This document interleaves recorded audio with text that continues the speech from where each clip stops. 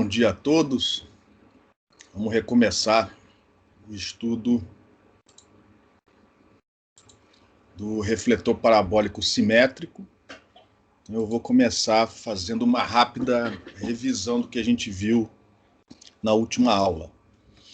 Então, na última aula, a gente conseguiu, através das aproximações da ótica física, usando rastreamento de raios, obter o campo da ótica geométrica na abertura do refletor parabólico simétrico. É uma aproximação, porém uma boa aproximação, desde que o diâmetro desse refletor seja muito grande, dezenas, de comprimentos de onda, seja muito grande em relação ao comprimento de onda. E, além disso, você ter uma fórmula, uma expressão analítica, talvez, como é o caso aqui, ajude você a entender melhor o funcionamento dessa antena. A gente viu que, teoricamente, se o centro de fase do alimentador estiver exatamente no foco desse paraboloide, a fase uniforme na abertura, que é o parâmetro mais importante para a obtenção de uma alta diretividade na antena, é obtida naturalmente. Além disso, a polarização uniforme, em tese, pode ser obtida fazendo a razão dessas duas funções aqui, constante. E, finalmente, se o seu desejo é obter a maior diretividade possível para essa abertura, a amplitude uniforme é obtida desde que a variação das funções x e y cancelem a variação dessa distância RF em função do θf, ou seja, em função da posição do ponto na abertura.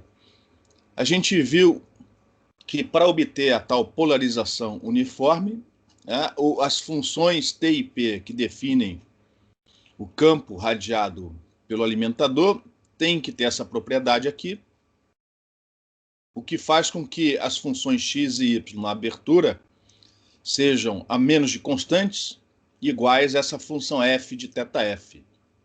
Então, essa função f de θf, até o momento ainda arbitrária, ela vai acabar, no fundo, ditando qual é o comportamento do diagrama de radiação deste alimentador, que, satisfazendo a essas condições, não só faz com que a polarização na abertura seja uniforme, mas também faz com que você tenha, segundo as aproximações da ótica geométrica, polarização cruzada nula na abertura. E, consequentemente, o campo radiado por essa abertura vai ter polarização cruzada nula também. Lógico que isso é uma aproximação, não leva em conta os efeitos difrativos na borda do refletor, não leva em conta o bloqueio que o alimentador oferece à abertura do refletor parabólico, mas significa que, na prática, essa polarização cruzada vai ser pequena, porque esses efeitos são efeitos de segunda ordem, desde que o refletor seja grande, comparado com o comprimento de onda. E aí, se as funções T e P do alimentador tiverem essa característica, o campo na abertura, o campo elétrico na abertura, tem essa expressão. Essas constantes A e B, elas foram colocadas aqui só para permitir que você possa trabalhar com qualquer tipo de polarização, linear, circular, elíptica, mão direita, mão esquerda, não importa. O A e o B vão depender da polarização do seu alimentador, consequentemente, da polarização dessa antena. Quando colocamos aquelas funções T e P que te dão a polarização cruzada nula na fórmula do campo do alimentador, a gente observa que uma das consequências é que esse alimentador vai ter um diagrama de radiação circularmente simétrico. Circularmente simétrico em relação ao eixo do paraboloide, em relação ao eixo do alimentador. É uma condição necessária, porém não suficiente. Existem alimentadores, anteninhas, que possuem o diagrama circularmente simétrico, porém não satisfaz aquela condição que a gente mostrou na transparência anterior. Mas, se satisfizer aquela condição, obrigatoriamente o diagrama de radiação vai sair circularmente simétrico. E aí a gente mostrou muito rapidamente que existe pelo menos uma anteninha, uma cornetinha corrugada capaz de fazer isso. Tá? A gente não vai estudar, né, com detalhes a análise dessa estrutura, mas é uma estrutura guiada com ranhuras, né, no seu interior, nas paredes. Isso aí pode ser usinado, né, num torno mecânico, de tal maneira que essas ranhuras elas criam artificialmente, né, se você tiver várias ranhuras por unidade de comprimento de onda, ranhuras muito pequititinhas, elas criam uma condição de contorno artificial. Hoje em dia está na moda, né? Antigamente não era isso, mas hoje o pessoal chama isso de metasuperfície, de tal maneira que ela permite que você tenha dois modos do guia liso, o TE11 e o TM11, combinados num modo híbrido. E a distribuição de campo desse modo híbrido é mais uniforme. Então, consequentemente, na abertura da cornetinha, você tem uma distribuição de campo mais uniforme. E, consequentemente, a polarização cruzada, radiada por essa aberturinha, vai ser menor. Tá? Não confundir a abertura do alimentador, por exemplo, esta abertura, ou esta abertura daqui, com a abertura do refletor. Tá? Bom, para obter a amplitude uniforme, teoricamente é possível, né? Para compensar o aumento da distância RF entre o foco do paraboloide e a superfície do paraboloide no ponto P, para compensar esse aumento com θF, você deveria ter um diagrama de radiação que tivesse, né, o formato ditado por esse secante a quarta de θF sobre 2. Qualitativamente é um diagrama, ó, com esse formato aqui em vermelho. Ou seja, você está iluminando mais a borda do refletor do que o centro do refletor, justamente para compensar aquele 1 sobre RF, já que o RF aumenta com θF. Só que na prática é difícil você sintetizar um alimentador para ter esse tipo de diagrama, e se conseguir, geralmente eles são faixa estreita. Então, na esmagadora maioria das aplicações envolvendo o paraboloide simétrico, o alimentador utilizado tem um diagrama de radiação que tem justamente o comportamento oposto a esse. Ele vai radiar mais na direção do eixo, ou seja, θF igual a zero, e o campo vai diminuindo. Consequentemente, a iluminação da borda do refletor é atenuada. Ou seja, acentua ainda mais a não uniformidade da distribuição de amplitude na abertura do paraboloide. Isso tem uma consequência, que é a diminuição da diretividade dessa abertura, a diminuição da eficiência de iluminação. Mas, por outro lado, a gente já viu em aulas anteriores, se você tem uma borda com iluminação atenuada, o nível dos lóbulos secundários diminui. Em alguns casos, diminui até drasticamente. Então, isso pode ser de interesse, se você levar em consideração que, quando a gente projeta uma antena, a gente não está só interessado... a diretividade na direção da outra antena é óbvio que é o parâmetro provavelmente mais importante. Mas a gente tem que se preocupar também com interferência, com outros enlaces, com outras antenas em volta. Então, talvez essa atenuação na borda seja interessante. Bom, e aí a gente, por um momento, para de se preocupar com o alimentador, a gente volta para o campo na abertura do refletor parabólico, agora com a intenção de obter o campo radiado por essa abertura, lá na frente, na região de campo distante. Então entra na jogada um terceiro campo. Tínhamos o campo do alimentador, o EP-, o campo na abertura, o EA, e agora usando equivalência, já que a gente tem o campo na abertura, a gente acha as correntes equivalentes na região amarela, na região abertura, integra essas correntes na região de campo distante, vamos obter o campo radiado por essa abertura, bem longe, na região de campo distante.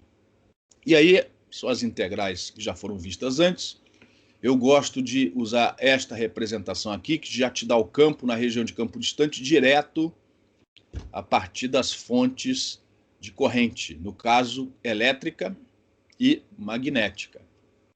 Então, eu não uso as expressões do Balanis. Se você preferir, você pode usar as expressões do Balanis. É aquelas funções L e M de θ e de φ. O esforço analítico e também numérico é idêntico, mas eu prefiro desse jeito. É uma formulação mais enxuta. Então, depois de manipular as expressões do J e do M, a gente chega nesta representação para a integral do campo elétrico na região de campo distante da abertura. Que é uma integral complicada. Em todos os casos, ela vai ter que ser, em quase todos os casos, ela vai ter que ser resolvida numericamente, como, por exemplo, no programa que vocês estão implementando para análise do refletor parabólico utilizando as aproximações da ótica física, tá? Mas em particular, estamos interessados naquela situação onde o alimentador é tal que fornece a tal polarização uniforme na abertura. Aí as expressões das integrais, elas ficam reduzidas a isso daqui, ó. Ao invés de duas integrais, uma e simples, ou seja, você só precisa integrar em rolinha. Mas mesmo assim ainda é uma integral complicada, por causa, entre outras coisas, da função de Bessel que aparece aqui no integrando. E olha só aqui, aquela função f, que vai representar o campo radiado pelo alimentador, que ainda continua arbitrária até o momento. Então, apesar de ser mais simples, ainda é uma integral complicada. Na prática, em quase todos os casos, ainda vai ter que ser resolvida numericamente.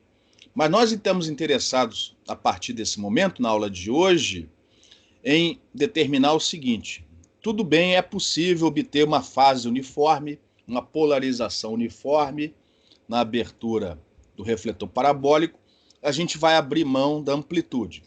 Pelo que já foi dito aqui, a amplitude uniforme não vai ser obtida. Bom, dado que a eficiência de iluminação não vai ser de 100%, o que eu posso fazer para maximizar essa eficiência de iluminação e, consequentemente, a diretividade dessa antena? Dado que a diretividade máxima de uma abertura uniforme não vai ser obtida aqui, pelo menos não vai ser foco do nosso estudo. Então, a gente está interessado nessa integral aqui, ó, nesse campo, nós estamos interessados numa direção em particular, que é a direção onde ocorre o máximo de radiação. E a gente já sabe da teoria de aberturas, né, como a gente consegue a fase e a polarização uniformes na abertura, esse máximo de diretividade, que não é o maior máximo possível, mas a gente sabe que ele vai ocorrer na direção perpendicular à abertura, ou seja, θ igual a zero. Então, nessa direção particular, o argumento dessa função de Bessel é nulo, J0 com argumento nulo vale 1, e a integral fica um pouquinho mais simples, mas ainda dependente da função f, que até o momento ainda continua arbitrária.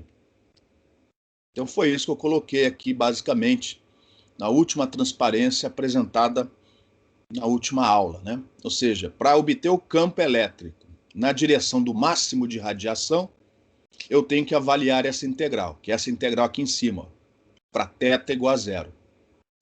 Repare que as variáveis de integração nesta fórmula, a variável de integração é o ρ', né? É o ρ na abertura, só que tanto a função f do alimentador como o rf são funções do ângulo θf. Aí eu tenho que fazer uma escolha. Ou eu uso ρ', ou seja, ou eu converto o θf, né, em função do ρ', ou eu mudo a variável de integração para θf. E essa é, com certeza, a melhor opção. Então, utilizando as relações geométricas entre ρ' e θf, a gente chega nessa última identidade aqui, ó, essa igualdade. Consequentemente, esta integral pode ser avaliada em função de θf desta forma, ó. Aí fica muito mais interessante, porque o f, a função f do alimentador, geralmente vem dada em função dos ângulos esféricos relativos ao alimentador. Então essa é a integral mais interessante para a gente. E aí os limites de integração vão de zero, ou seja, o centro do refletor, e consequentemente o centro da abertura, até o ângulo de borda θe. ou seja, até a borda do refletor, até a borda da abertura. Tá? Então, foi essa transparência que a gente finalizou a aula na segunda-feira. Falei pra caramba, mas era uma revisão. Alguma pergunta?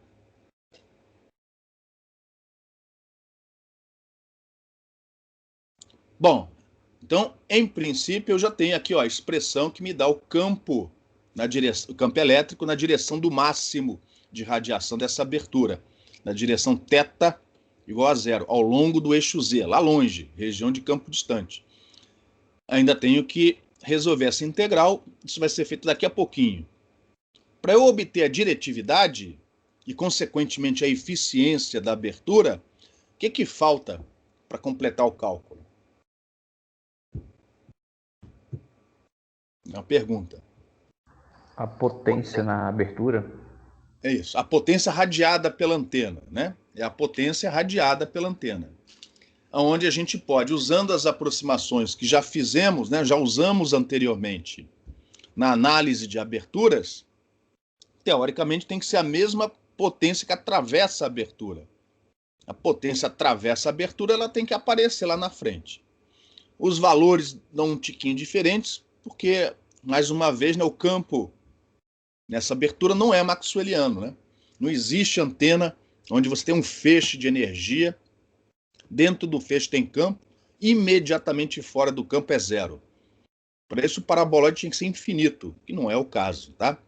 Então tem lá umas pequenas diferenças, mas se a antena for suficientemente grande, as aproximações são boas. Então, antes de calcular a diretividade, a gente tem que se preocupar com o cálculo da potência radiada pela antena, que nós vamos assumir sendo a potência que atravessa a abertura, aquela potência contida no feixe de energia que deixa o refletor e atravessa o plano da abertura, essa região amarela aqui. E aí, não é o jeito como vamos resolver, tá? Pois isso vai ficar mais claro adiante, mas em princípio você pega o campo na abertura, acha o vetor de Poynting correspondente, integra o fluxo desse vetor de Poynting na área da abertura, pega a parte real, e essa é a potência radiada pela abertura e, consequentemente, a potência radiada por essa antena. Como a gente utilizou conceitos de ótica geométrica para obter esse campo na abertura, essa onda é TEM. Então, a gente, ao invés de usar o vetor de Poynting escrito desse jeito, a gente pode usar o módulo do L quadrado sobre 2η. Que, no caso, vai ser dado por essa expressão. É o módulo daquela função x ao quadrado mais o módulo daquela função y ao quadrado dividido pelo RF ao quadrado. Ou seja, a soma dos módulos quadrados das componentes x e y do campo na abertura. Se houver as duas, os dois termos aparecem. Se só tiver uma das componentes, por exemplo, porque a polarização é linear, aí você usa a que aparecer. E aí você coloca dentro lá da... Aí você coloca a expressão correspondente dentro da integral e integra. Só que lembra, aqui vai aparecer aquela função f do alimentador, ou seja, essa integral também não vai poder ser avaliada enquanto a gente não definir o modelo do alimentador. Então a gente não pode ainda integrar nem a expressão do campo elétrico, nem a expressão da potência radiada. Ainda falta o modelo do alimentador ser definido, que é o que a gente vai fazer daqui a pouquinho. Mas uma vez obtido a expressão do campo elétrico na região de campo distante e a potência radiada, aí a gente conclui e obtém a diretividade. Mais especificamente, a diretividade na direção θ igual a zero. A fórmula da diretividade é a mesma sempre, independente da tensão de dipolo ou ser um refletor parabólico. É a mesma fórmula de sempre. Em relação a essa transparência, alguma pergunta?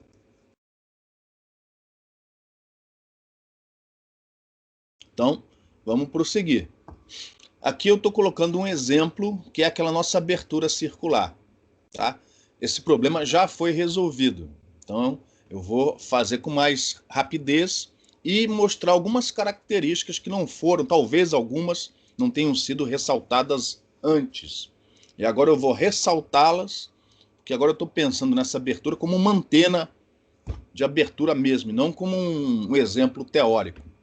A abertura uniforme você pode obter, por exemplo, forçando o seu alimentador a ter a polarização linear, de tal maneira que, na abertura, o campo elétrico chegue, na abertura, tá? O EA, ele chegue sem a componente Y, e com uma componente X, onde a função F do alimentador seja proporcional ao RF.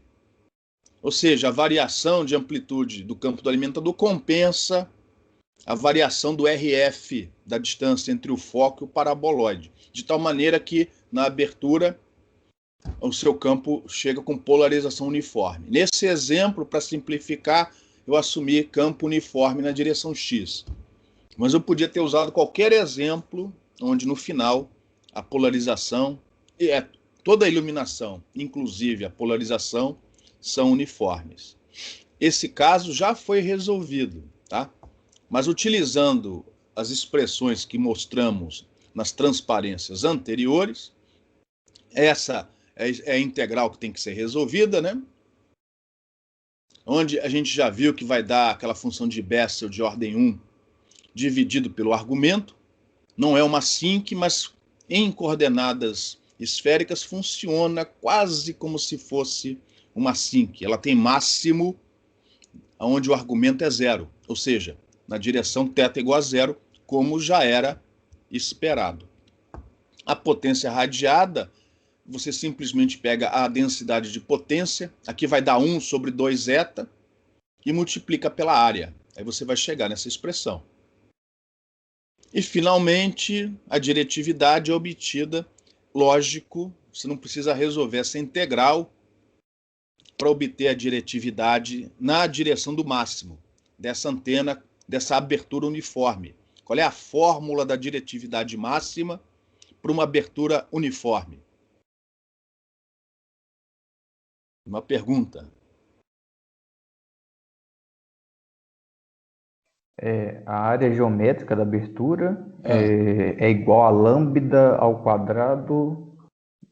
Não, 4π lambda ao quadrado. É aquela forma de área efetiva. Isso. E, consequentemente, a diretividade é 4π vezes a área da abertura dividido por lambda ao quadrado. Onde aqui a área da abertura é πr ao quadrado, é um círculo, né? Então, no final, para uma abertura circular uniforme, a fórmula da diretividade recai nessa expressão aqui, ó. Lembrando que dp é o diâmetro da abertura, é o diâmetro do paraboloide. Não confundir esse dp com diretividade. A diretividade é isso aqui, ó. É o nosso D0 para abertura circular uniforme. Isso aqui é o diâmetro do paraboloide, tá? Estou usando a letra D por motivos óbvios, né? Cuidado para não haver confusão. E aí a gente mostrou diagrama de radiação, etc, etc. Eu vou repetir, ó. Ali está a fórmula da máxima diretividade para a abertura circular uniforme. E está aqui o diagrama. Nesse caso, mais uma vez, eu escolhi o diâmetro da abertura sem comprimentos de onda.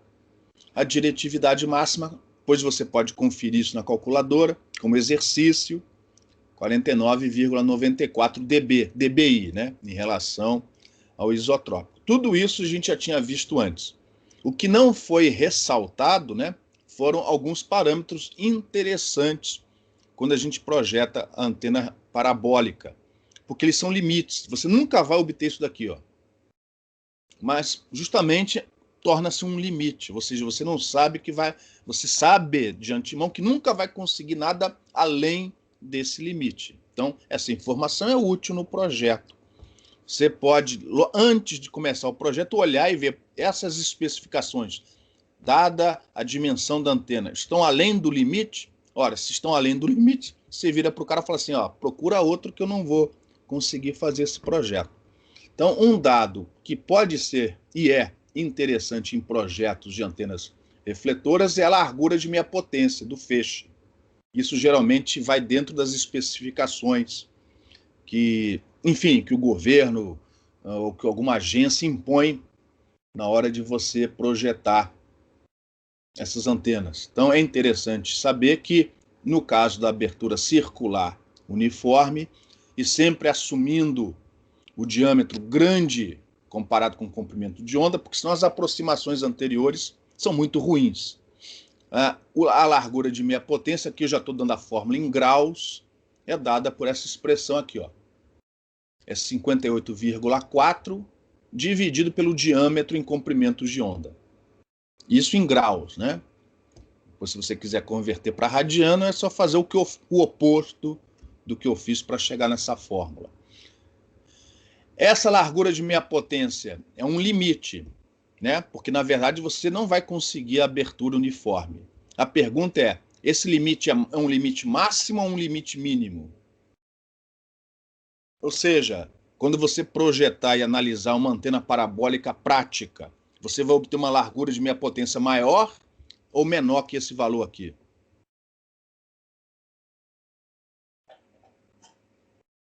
É um limite mínimo, né? Oi? É um limite mínimo. Por que mínimo? É porque com a iluminação não uniforme, a diretividade cai. Então o feixe fica mais largo, né? Isso. O ângulo de meia potência aumenta. Teoricamente, esse é o feixe mais estreito, lóbulo principal, né? O lóbulo principal mais estreito que você consegue para um certo diâmetro em comprimentos de onda. Então, isso daqui é a largura de meia potência mais estreita que você pode conseguir. É um limite mínimo. As larguras de meia potência dessa antena vão ser maiores do que esse valor. Outro dado interessante é o nível do lóbulo secundário, ou seja, a diferença entre a diretividade máxima e a diretividade no primeiro lóbulo secundário, ou seja, naquele que está mais próximo do lóbulo principal, que geralmente é o mais intenso. Tá? E para a abertura circular uniforme, assumindo o diâmetro grande comparado com o comprimento de onda, né? Se você olhar para aquela função de Bessel que ficou lá para trás, a gente chega à conclusão que é aproximadamente 17,6 dB a diferença. Isso daqui é um limite máximo ou mínimo?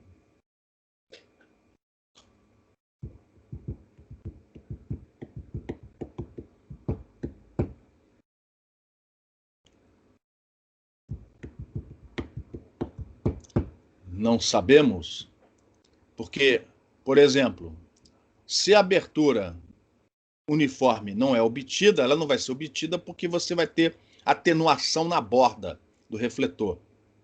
Essa atenuação na borda do refletor, né, que vai acabar acontecendo na esmagadora maioria dos casos, vai te dar um valor aqui, ó, maior ou menor que esse?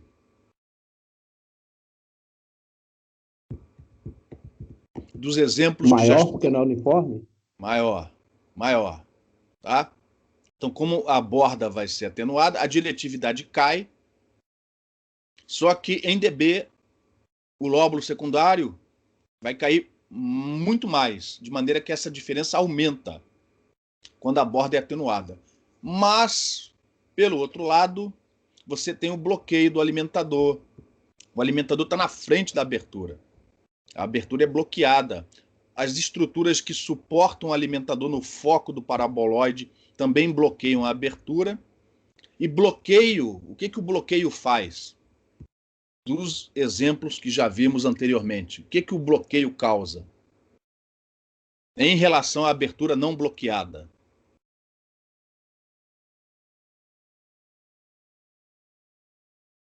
Ele não apenas diminui a diretividade, mas também aumenta os lóbulos secundários. Então, como vai ter atenuação e bloqueio, a gente não sabe exatamente o que vai acontecer com o valor do nível do primeiro lóbulo secundário. O que a gente pode dizer com certeza é que se a atenuação for na borda do refletor for muito forte, esse valor vai ser bem maior do que 17,6 dB.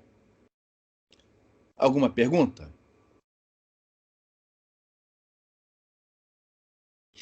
Então isso daqui, ó, é um limite. E é interessante quando você for projetar uma antena parabólica, conhecer esse limite, saber até onde você pode ir nas especificações.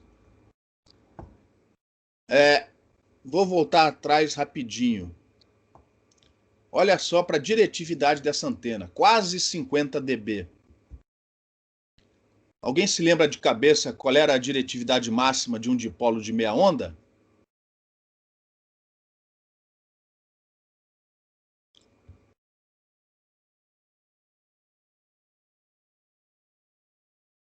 Dava 2,15, 2,16 dBi. Aí eu apresento para vocês uma abertura com uma diretividade de quase 50 dBi, 49,94. E se não fosse 49,94? E se fosse 45 dBi? O que vocês iam achar dessa diretividade em relação às diretividades das outras antenas, dipolo, antena IAG? O que vocês acham? Vocês ficariam contentes com 45 dB?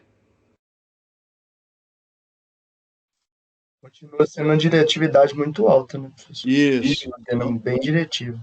Essas antenas de abertura, principalmente quando elas são grandes comparadas com o comprimento de onda, possuem diretividades muito grandes, de tal maneira que a gente acaba perdendo um pouco a referência.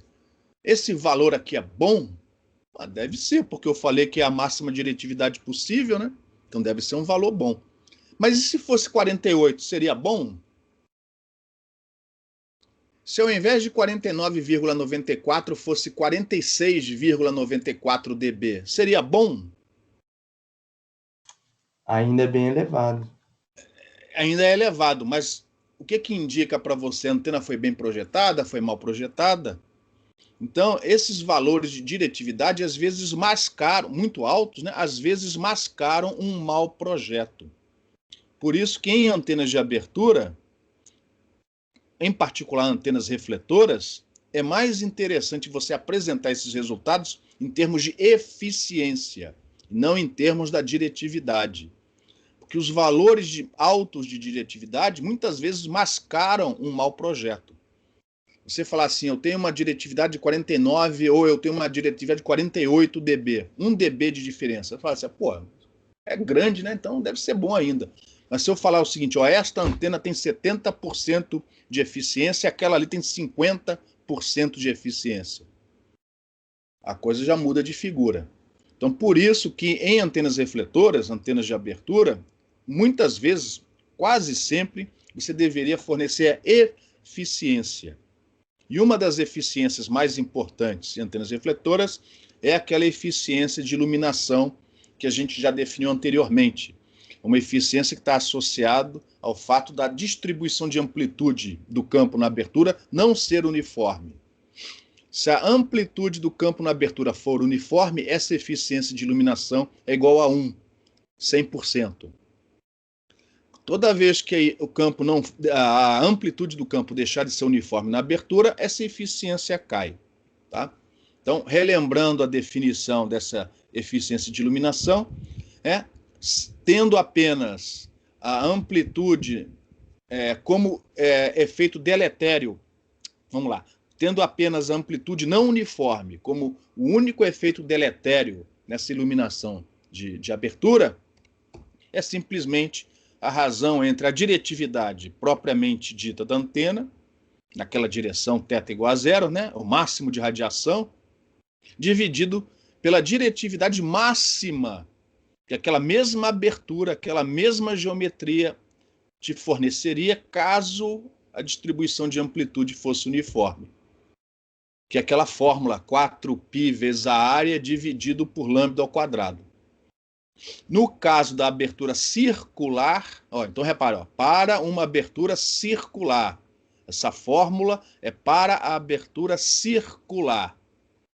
Esta é a fórmula da eficiência de iluminação, que também pode ser representada pela razão entre as áreas. A área efetiva da antena, propriamente dita, dividida pela área geométrica da abertura, que no caso da abertura ter área circular, é o πr ao quadrado. Então, ao invés de a gente fornecer ou estudar ou investigar diretividade, a gente vai investigar eficiência. Porque conhecida a geometria, comprimento de onda, o diâmetro, e conhecida a eficiência, a diretividade é obtida diretamente. E aí, ó, eficiência não tem jeito, é 100%, 90%, 50%. Aí não tem como você enganar. Se o cara tiver experiência no projeto, ele olha para a eficiência e vai dizer, não, esse projeto é bom, ou esse projeto é mais ou menos, ou esse projeto é muito ruim. Tá? Em relação a essa definição, alguma pergunta?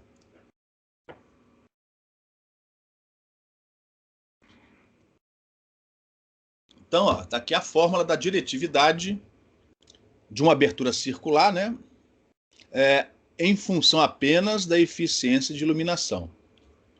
Esse T que aparece aqui, ó, no índice, é porque estou usando a nomenclatura em inglês, a nomenclatura que aparece na maioria dos livros, inclusive no livro do Balanis. Esse T é de taper, ou seja, a sua abertura ela é atenuada, a iluminação dela é atenuada na borda, em relação à iluminação do centro.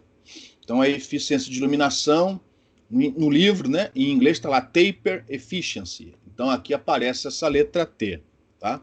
Daqui a pouco a gente vai definir outra eficiência, onde o índice vai ser a letra S. Então, é só para você distinguir uma da outra. Professor, taper em inglês é o quê? Perdão, fala de novo que eu não entendi. Taper em inglês Taper é o quê? atenuação. Ah, obrigado. Você vai diminuindo. Tapering. Você vai diminuindo em relação ao centro. É mais ou menos isso, né? Pelo menos no nosso contexto aqui. T-A-P-E-R. Taper. Beleza? Mas não é essa a única eficiência importante aqui no nosso estudo.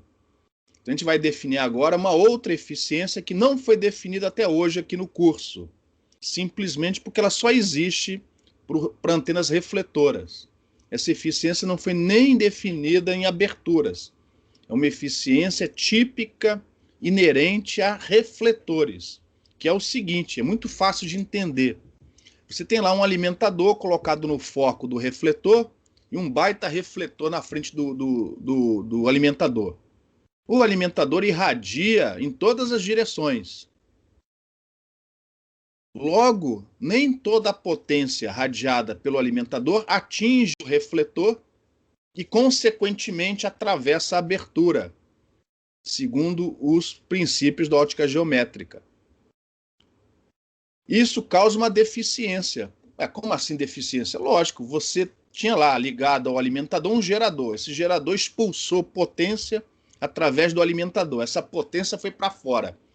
Parte dessa potência, dessa energia, melhor dizendo, bate no refletor e, ignorando efeitos de difração, é refletida através da abertura. Mas o resto transborda, o resto vai embora. E isso tem que ser levado em consideração. Até a gente, se tudo correr bem, a gente vai entender melhor daqui a pouco. Então a gente tem uma outra eficiência que, junto com a eficiência de iluminação, é fundamental para a gente entender essa antena refletora, que é chamada a eficiência de transbordamento. No caso, transbordamento de energia. Nem toda a potência radiada pelo alimentador é refletida de volta na direção da abertura. Parte dessa energia, de preferência pouca, né, transborda. E a razão entre a potência que é efetivamente interceptada pelo refletor, que na nossa teoria aqui de ótica geométrica é a mesma potência que atravessa a abertura. E a potência total do alimentador te dá essa eficiência de transbordamento. Ou seja, quanto maior o transbordamento, menor é a eficiência de transbordamento.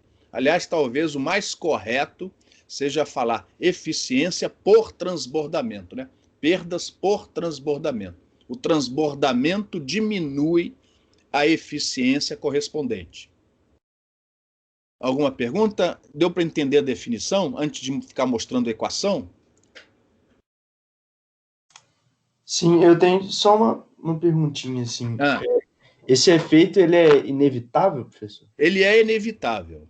a não ser que o seu o seu refletor seja infinito. Entendi. Aliás, mesmo que ele fosse infinito, ó, o alimentador sempre irradia alguma coisa para trás, né? Aham. Esse para trás também entra no cálculo. É perda. Não, beleza. É inevitável. O que você pode fazer é diminuir, ou seja, aumentar a eficiência correspondente. Só que a gente vai ver que isso também não é bom. Existe um meio termo. Mas a gente só vai conseguir entender isso depois que a gente definir e botar as equações para funcionarem. E aí a gente explica geometricamente, tenta explicar geometricamente, né?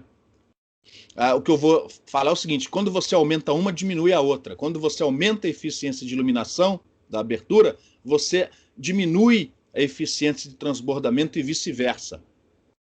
Então existe um ótimo, que é justamente o nosso desejo agora. Qual é dado um refletor, qual é o melhor alimentador? Ou, se você preferir, dado um alimentador, você foi lá no armário lá da empresa, e ó, esse alimentador padrão temos aqui, tem um monte deles. Qual é o melhor refletor para aquele cara? Então é isso aí. E para isso a gente precisa definir essas duas eficiências, a de iluminação e a de transbordamento, e estudá-las através de um estudo paramétrico envolvendo os parâmetros da antena, que são diâmetro do refletor, distância focal e o ângulo de borda θr, que agora finalmente vai ser bastante útil, né? Porque o transbordamento depende desse ângulo θr. Quanto menor, dado um alimentador, quanto menor for o θr, mais transbordamento vai ter. Alguma outra pergunta? E aí vamos pôr equações.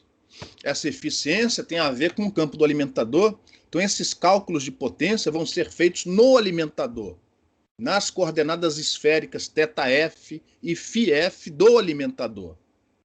E não na abertura, não na região de campo distante, no alimentador. Então a gente volta para o alimentador, a gente define um cone, né? Um cone, imagina um cone definido por um semiângulo alfa.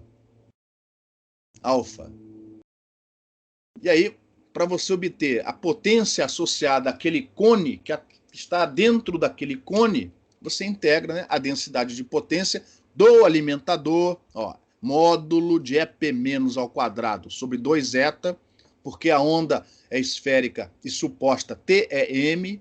Então a gente pode, ao invés de usar o vetor de Ponte, a gente já usa desse jeito aqui, ó, módulo do EP menos ao quadrado sobre 2 e o infinitésimo de área esférica, R ao quadrado seno θ dθ dφ. Para não confundir com os tetas, né, da direção, né, do observador na região de campo distante, a gente põe o F para lembrar, ó, são as coordenadas esféricas do alimentador, daquele sistema auxiliar que a gente usa para o alimentador. Em θf, né, a gente integra de 0 a alfa, e em φ de 0 a 2π. No nosso caso, usando aquele modelo do alimentador com as funções t e p, esse módulo do E ao quadrado pode ser reescrito desta maneira. Se você fizer esta conta, se você fizer avaliar esta integral dupla com alfa igual a θe, o que este cálculo vai te dar? Repare que eu deixei aqui um alfa arbitrário.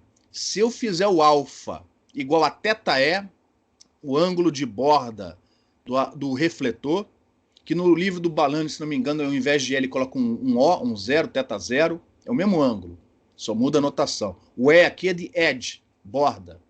Se o alfa for igual a θe, o que este cálculo te fornece? Metade da potência que chega no refletor. Fala de novo, que eu não ouvi o início. Metade da potência que chega no refletor. Por que metade? Porque de 0 até θe, aí tem o outro lado ainda, né? O de 0 a menos θe. Ah. Então é a potência total que chega no refletor. É a potência, segundo a ótica geométrica, é a potência total que vem do alimentador interceptada pela superfície do refletor. Alguém discorda? Alguém não viu isso?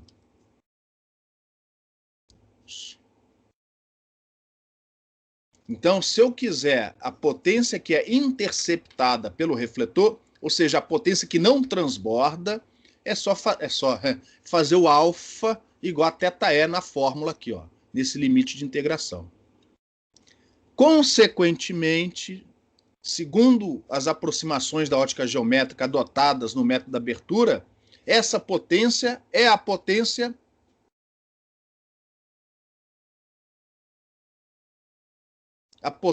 que é interceptada pelo refletor é a própria potência que atravessa a abertura e que é aquela potência P-rad que a gente vai usar no cálculo da diretividade do refletor. Então, na verdade, eu mostrei aquela fórmula de P-rad integrando o campo, a densidade de potência, né, na abertura, mas na verdade é esta integral que a gente vai resolver. Porque, de acordo com a ótica geométrica, a potência que é interceptada pelo refletor é a mesma que atravessa a abertura. Então, o cálculo da potência radiada pelo refletor não vai ser feito na abertura, mas sim no alimentador, em cima da esfera, né, do alimentador, fazendo esse ângulo alfa igual a θe. Mas, para o cálculo e para o estudo da eficiência do transbordamento, não basta a potência radiada. Temos que ter também a potência total radiada pelo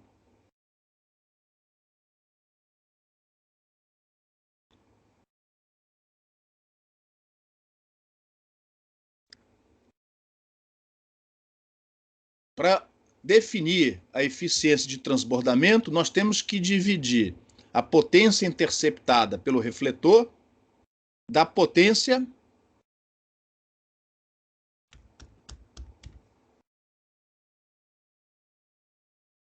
radiada do alimentador? Isso. Ou seja, a gente tem que dividir aquilo que é interceptado pelo refletor da potência total radiada pelo alimentador. Imagina o seguinte, o alimentador irradia 10 watts, mas apenas 1 watt é interceptado pelo refletor e, consequentemente, atravessa a abertura. Qual é a eficiência nessa situação? Radiou 10, mas só 1 watt é interceptado. Qual é a eficiência?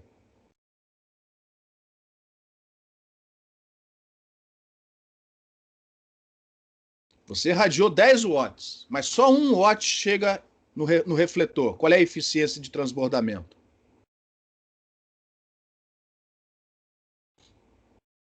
%? 10%. Beleza? Então, não basta a potência que é interceptada pelo refletor. A gente precisa calcular a potência total radiada pelo alimentador. E esse cálculo é feito com a mesma integral. Só que o limite de integração, ó, o alfa vai para... Qual o ângulo alfa que você você utiliza para fazer o cálculo da potência total radiada pelo alimentador?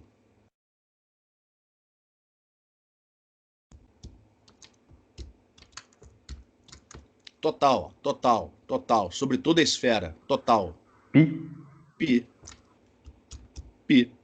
Então, com alfa igual a θe, você tem a potência que chega na abertura. Com alfa igual a π, você tem a potência total radiada pelo alimentador. Divide uma pela outra, esta é a eficiência de transbordamento.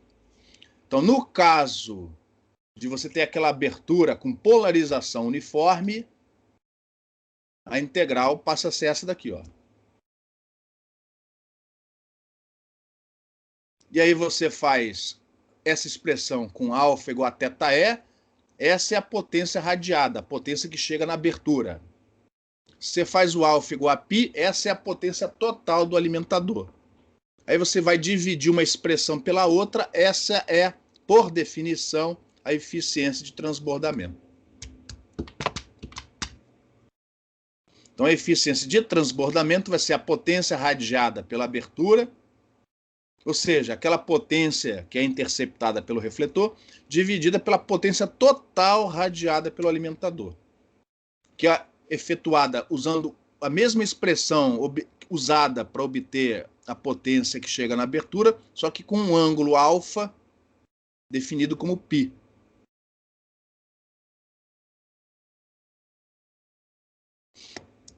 Ficou claro? Alguma pergunta?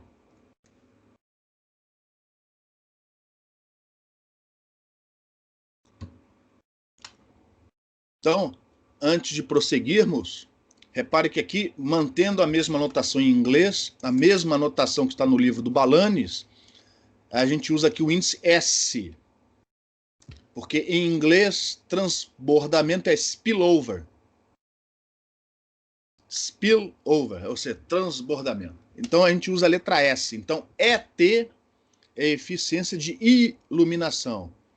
ES é eficiência de transbordamento, spillover. Então, não confundir o ET com eficiência de transbordamento, tá? Pensa que é tudo definido em relação à língua inglesa. E outro comentário, ó, mais uma vez a função f, ó. Ou seja, essa integral também não pode ser avaliada ainda enquanto a gente não definir o modelo do alimentador. Então, observem que ficaram para trás duas integrais para serem avaliadas e, consequentemente, a gente estudar o problema. Uma que te dá o campo elétrico radiado pela abertura na direção θ igual a zero, ficou lá em função da função f, e agora a fórmula da potência, que é importante na hora de definirmos a diretividade, que também ficou, ó, em função da função f. Então, essas duas integrais ficaram para serem avaliadas. E, se eu não estou enganado, não sei se é na próxima transparência, mas daqui a pouquinho a gente vai definir essa função f. Essa função f, no livro texto e aqui nas notas de aula, vai ser definida, né, através do modelo cosseno elevado. Não é o único modelo, mas é um dos mais utilizados. É o modelo que vocês investigaram na segunda lista de exercício, se vocês lembrarem. Tá? Quem não fez a lista, ou quem fez muito rapidamente, né, eu sugiro que pegue a segunda lista e refaça os dois problemas relativos ao modelo do cosseno elevado, porque ele agora vai entrar aqui na nossa investigação. Antes de prosseguirmos, em relação a essa transparência, alguma pergunta? Então, no nosso estudo, a eficiência total da antena refletora vai ser dada pela multiplicação das duas eficiências, a de iluminação e a de transbordamento. É óbvio que você tem outras deficiências. Nós não estamos considerando o bloqueio da abertura, nós não estamos considerando a desfocalização do alimentador, ou seja, o centro de fase do alimentador, para nós, está rigorosamente posicionado no foco do paraboloide. Mas, muitas vezes, isso não acontece. Seja por desalinhamento mecânico mesmo, seja porque esse centro de fase do alimentador varia com a frequência, né? Nós não estamos considerando efeitos de deformações na superfície. Para nós, o refletor é um paraboloide perfeito, exato. Isso não é verdade na prática. Nós não estamos considerando os efeitos da difração na borda, enfim. Então, tem outras eficiências que são inerentes e que não serão investigadas neste curso. Então, havendo outras deficiências, você vai simplesmente multiplicar estas eficiências às outras duas. A outra eficiência que eu não considerei, nem toda a potência que está lá dentro do guia é radiada pelo alimentador. Uma parcela volta para dentro do guia, perda por reflexão. Se fosse linha de transmissão, a gente ia falar assim, descasamento de impedância, né? Você tem uma parcela da energia que é refletida de volta para dentro do guia, que está ligado à cornetinha. Então, essas deficiências não estão consideradas aqui. Eu estou definindo essa eficiência total com T maiúsculo só para, enfim, para distinguir uma letrinha E da outra. Então, temos aqui 3 letrinhas S. Uma com esse T maiúsculo é a eficiência que é dada pelo produto destas duas. Essa com T minúsculo é a eficiência de iluminação e essa com S é a eficiência de transbordamento. Então, e para distinguir, né, o que nós estamos investigando, quando as duas eficiências estiverem na jogada, eu não vou chamar de diretividade, eu vou chamar de ganho, usando a notação que a gente vem usando desde o início do curso, né? Ganho é eficiência vezes diretividade. Aqui, essa eficiência vai estar associada à diretividade máxima da abertura. Então, eu estou aqui redefinindo esse ganho para não confundir com a definição de diretividade usada em 2 ou 3 transparências lá para trás. Eu estou definindo o ganho quando eu colocar também a eficiência de iluminação na jogada. Então, aqui nas notas de aula, ganho desta abertura é aquela diretividade máxima que eu obtenho quando a abertura é uniforme, multiplicada pela eficiência de iluminação, que surge quando a iluminação da abertura não for uniforme por causa da amplitude, e considerando o transbordamento. Então, isso para nós é que vai ser o ganho. Em relação a essa definição, alguma pergunta?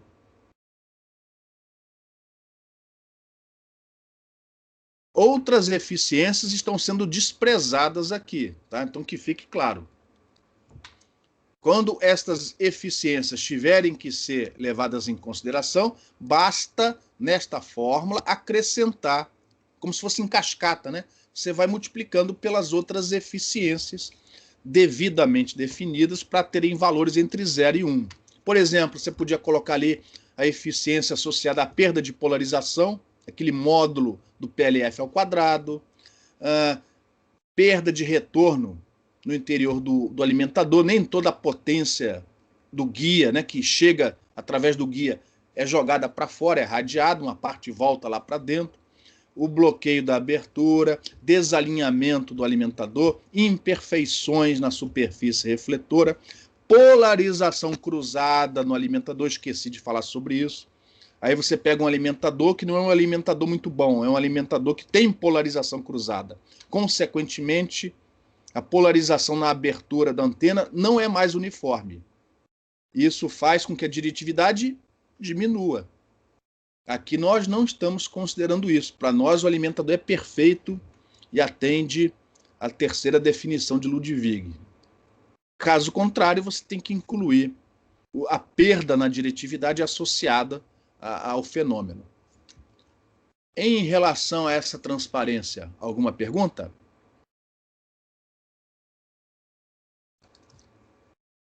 Estas deficiências, algumas, eu acho que nenhuma delas é estudada no livro do Balanis, mas vocês vão encontrar vários artigos que estudam e investigam uma ou outra dessas deficiências, tá? Nenhuma delas vai ser abordada aqui no curso.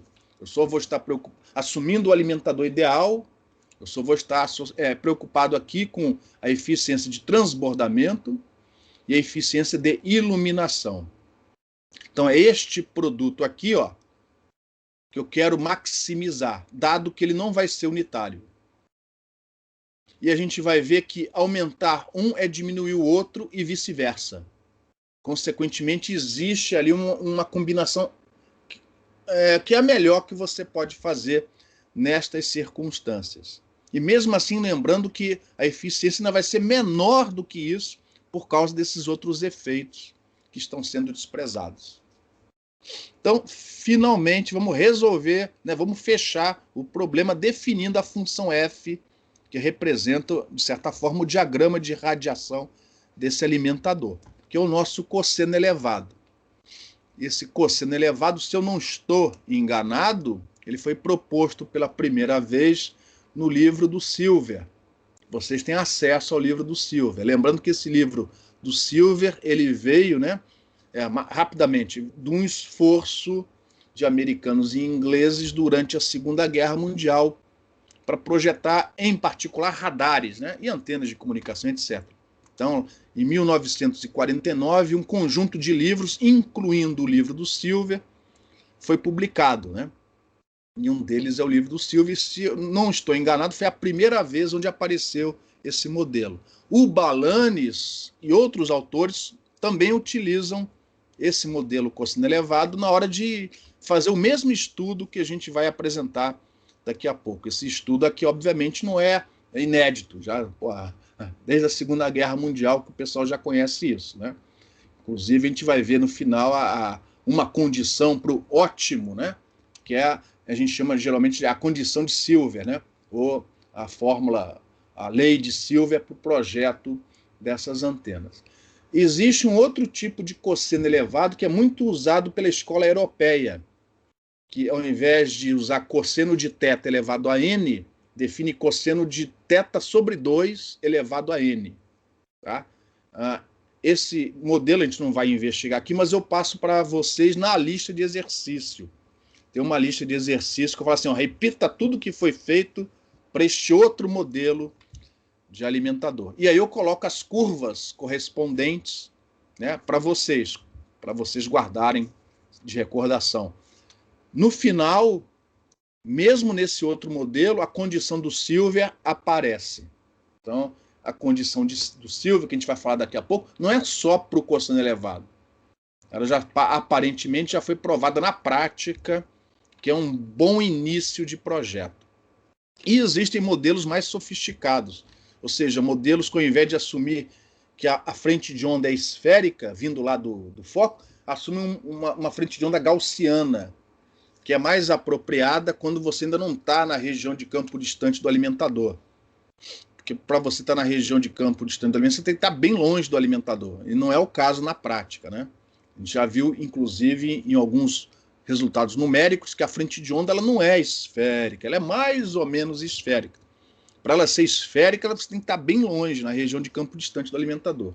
Então existe um modelo gaussiano que aparentemente é mais preciso, mas em compensação as fórmulas são mais complicadas. Então tudo isso você vê em artigos, livros. A gente aqui vai ficar só para entender melhor essa antena no nosso modelo cosseno elevado, que, diga-se de passagem, faz muito bem o seu papel. E no nosso caso, é um modelo cosseno elevado que atende à terceira definição do Ludwig, e, consequentemente, o diagrama de radiação é circularmente simétrico. Então, este aqui é o modelo cosseno elevado que a gente vai adotar nas notas de aula. A função f, lembrando que f representa campo do alimentador, não é densidade de potência, é campo. É o cosseno de θf elevado a n. Até π sobre 2. Para trás é zero. Puxa, por que para trás é zero? Porque esse é o modelo. Outros modelos não têm essa para aqui é tanto e para trás é zero. Por exemplo, o modelo dos europeus, onde o θf aparece dividido por 2 no argumento do cosseno, que vai ser matéria aí de uma lista de exercícios que vocês vão ter que entregar, vai de 0 a π sobre a π. Vai de 0 a π, não tem esse if aqui. O cosseno elevado que a gente vai usar é este modelo aqui. E como consequência, na hora de achar a potência radiada pelo alimentador, você não vai integrar até π. Você só vai integrar até π sobre 2, porque para trás é zero. Por que para trás é zero? Porque esse é o modelo. Tá? E aí o que você faz? Na prática, o diagrama do alimentador não vai ter essa forma. Então eu estou até usando um exemplo de um gráfico que já foi mostrado antes. O diagrama do alimentador é esse daqui, nos dois planos. Inclusive nem é circularmente simétrico, tem uma diferença aqui. Então no plano E, vermelho, no plano H, azul. E aí o que eu faço? Se a borda do refletor, por exemplo, for até 30 graus, por exemplo aqui, eu vou ajustar o coeficiente N e a amplitude, né? A amplitude não está mostrada aqui. Aquele A e B ficaram fora, né? eu vou ajustar o coeficiente N para que, ó, o cosseno elevado mais ou menos se ajuste ao diagrama realista do seu alimentador. Lembrando que aqui nesse gráfico aparece 2N, porque aqui é densidade de potência, diretividade. Então aqui, ó, é 2N. Aqui é N porque é campo. Este é o meu modelo. E aqui é 2N. No livro do Balanis, em outros livros, como no livro do Silver, eles não chegam no campo na abertura usando ótica geométrica. Eles chegam através de conservação de energia, eles chegam na densidade de potência na abertura. Então, para o Balanis, a densidade de potência é que é o cosseno elevado. Então, no Balanis aparece N e não 2N.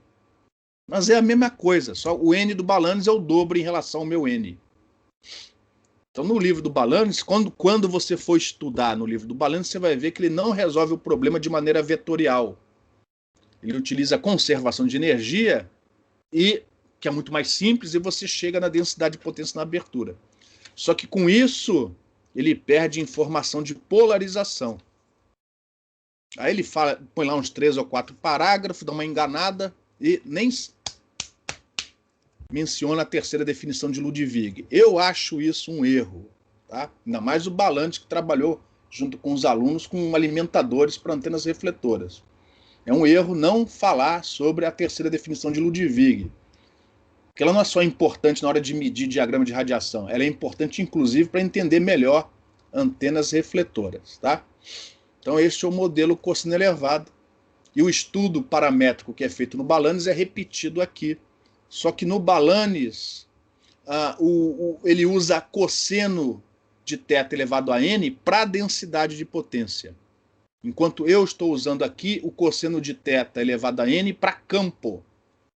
Por isso que aqui eu vou mostrar resultados para vocês para n igual a 1, n igual a 2, n igual a 3, n igual a 4.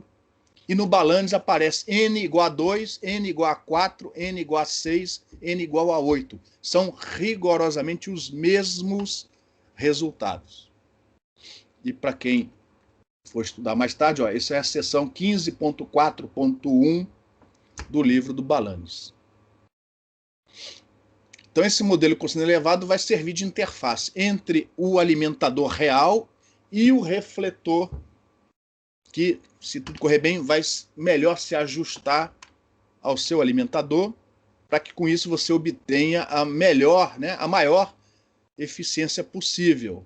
Onde eficiência neste estudo é só a eficiência de iluminação vezes a eficiência de transbordamento.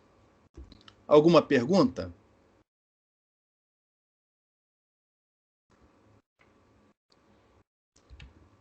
Antes de entrarmos nas contas, ó, eu vou sair rapidinho aqui da transparência, vou para o quadro branco, ou o que for possível, né? Só um momentinho. Cadê o bicho aqui? Aqui. Tem gente que dá aula, né? Eu achei já tem tempo, esse software chamado OpenBoard. OpenBoard, ou seja, o quadro aberto, né? É grátis, gratuito, pelo menos essa versão. Eu acho que é feito por uma empresa na Suíça.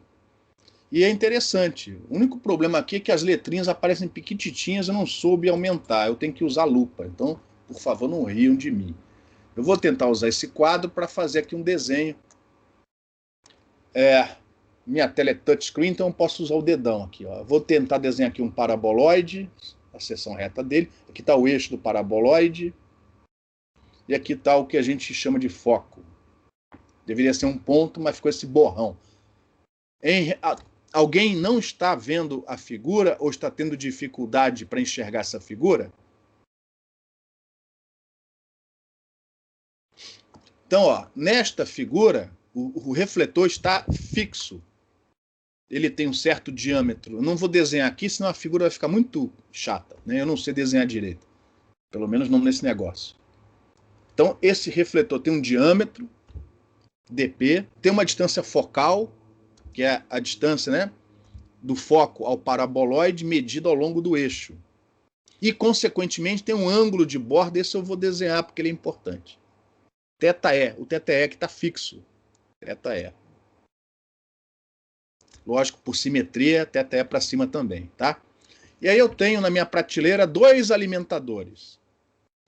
Um mais diretivo, eu posso mudar a cor aqui, só um momentinho. Estou apanhando aqui. Eu vou mudar a cor. Um mais diretivo que possui este diagrama de radiação. Ó. Ou seja, é bom porque ó, tem até cor. Então esse aqui ó, é o diagrama de radiação dado pelo modelo cosseno elevado. Máximo na direção θF igual a zero. Ó. Bom, vai diminuindo, até chegar a zero quando θF igual a π sobre 2. Para trás, nada. Para trás, zero. A radiação vai até só π sobre 2, de acordo com o modelo. E eu tenho um outro modelo cosseno elevado, um outro alimentador menos diretivo. Então eu vou exagerar aqui, ó. É um cujo diagrama de radiação é mais gordinho. Menos diretivo. Tranquilo? Eu vou perguntar algumas coisas para vocês, tá? Era bom que não só o Elvésio respondesse, né? Todo mundo participasse, ou mais pessoas participassem. Neste caso, ó, então tem o alimentador mais diretivo e o menos diretivo. Duas situações distintas. Qual deles faz junto com o refletor, tá? O alimentador mais o refletor. Qual deles te dá a maior eficiência de transbordamento?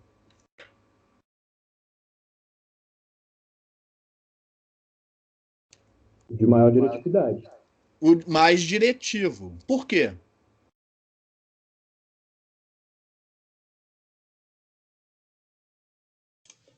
A energia que iria transbordar está indo na direção da diretividade, não? Enfim, em vez de ela sair fora do refletor, ela está refletindo e aumentando a diretividade da antena. Você está jogando menos água para fora da bacia. Você está transbordando menos energia, tá?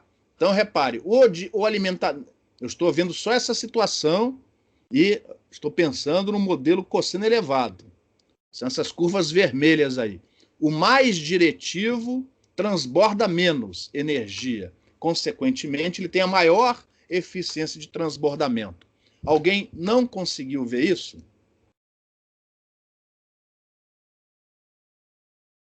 Só que esse não é o problema. Que a gente quer... Deixa eu mudar a cor aqui, ó. Vou colocar verdinho aqui, ó. A gente não quer saber só de transbordamento. A gente quer, ó, tem aqui a abertura. A gente quer saber o que chega na abertura. E você tem duas situações aí. Uma com um alimentador mais diretivo e outra com um alimentador menos diretivo. Para efeito de eficiência de iluminação, qual deles vai te propiciar a pior eficiência de iluminação? Na abertura.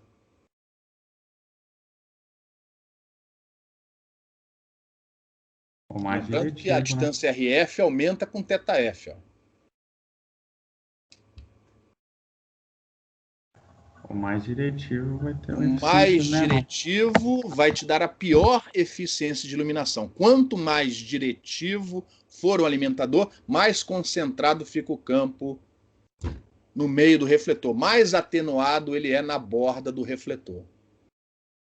Então repare, o alimentador mais diretivo ele tem a maior eficiência de transbordamento, mas ele tem a menor eficiência de iluminação. Você aumenta uma, diminui a outra. Deu para visualizar isso? Deu para entender fisicamente o que está acontecendo? Alguém não conseguiu visualizar? Teoricamente, o alimentador que te dá a iluminação uniforme é aquele que deveria ter um diagrama de radiação assim, ó. Esse seria o alimentador ideal. Ele iluminaria menos o centro da... ele iluminaria menos o centro do refletor, mais a borda do refletor, seguindo aquele secante a quarta, né, de θF sobre 2, de maneira a compensar a variação do RF. Só que a gente já viu que esse alimentador, a gente não vai levá-lo aqui em consideração. O nosso modelo cosseno elevado é justamente o oposto disso. Ele ilumina mais o centro, θF igual a 0, e menos as bordas. De maneira que a distribuição de campo que vai chegar na abertura vai ser algo mais ou menos parecido com isso. Ó. O campo vai ser mais intenso no centro da abertura e atenuado nas bordas. Abrindo um parênteses, foi por isso que a gente estudou aquele caso do pedestal. Lembra? Teve um exemplo que a gente estudou, que não está no livro do Balanis, está no livro do Stutzman, que é aquele modelo com pedestal, porque aquilo ali é um pouco mais parecido com o que acontece na prática, com o refletor parabólico simétrico. Então, repare, dado um refletor, existe um alimentador ótimo, existe um expoente N ótimo, que é aquele que vai te dar o maior produto entre a eficiência de iluminação e a eficiência de transbordamento. Consequentemente, dado um alimentador, dado um expoente N, existe um refletor ótimo, existe um θE ótimo. Então, o estudo que a gente vai fazer agora, ele é baseado no seguinte: dado um refletor, dado um ângulo θE, qual é o melhor alimentador? Qual é o melhor expoente N para maximizar a diretividade nestas circunstâncias?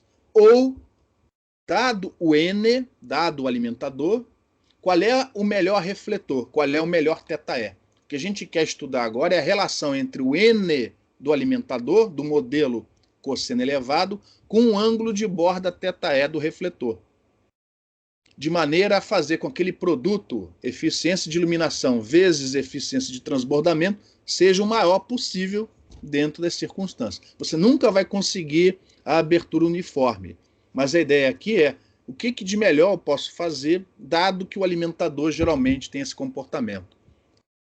Ficou claro? Alguma pergunta antes de desligar essa tela aqui? Então, para a galera que está dando aula à distância, ó, Open Board, eu recomendo, e façam o que eu não faço, né? Usem mais ele. Mas, enfim. Vou voltar lá para a transparência. Não, peraí, só um minutinho. Animação.